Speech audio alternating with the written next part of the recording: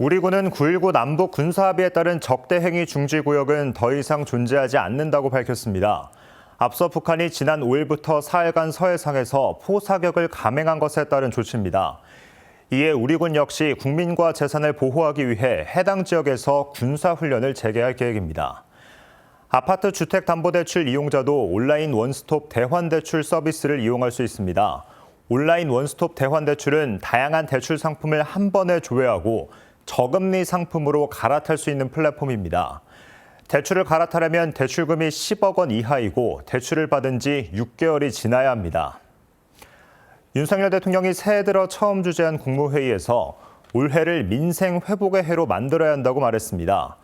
윤 대통령은 국민과 함께하는 민생 토론회가 그 첫걸음이 될 거라며 이같이 밝혔습니다. 또 좋은 정책도 국민이 모르면 없는 거나 다름없다며 충주시 유튜브를 예로 들어 정책 홍보의 중요성을 강조했습니다. 우주항공청법이 국회 본회의를 통과하면서 우주항공청이 이르면 오는 5월 출범할 전망입니다.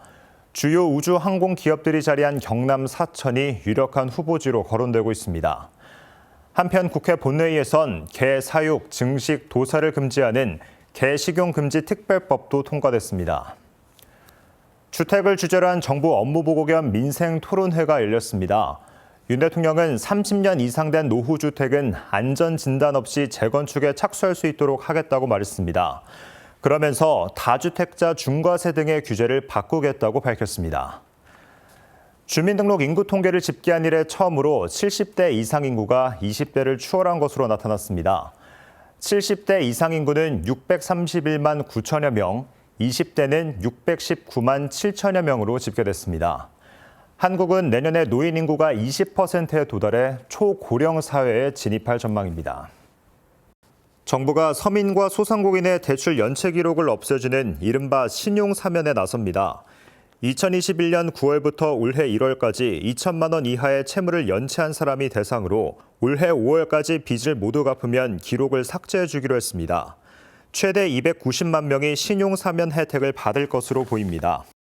한국은행이 올해 첫 통화정책 방향회의에서 기준금리를 현재의 연 3.5%로 동결했습니다. 8차례 연속 횟수로 1년째 기준금리가 동결된 겁니다. 금리 인하 기대감에 대해 한은은 물가 안정이 중요한 만큼 앞으로 6개월 이상은 금리 인하가 쉽지 않을 거라 설명했습니다.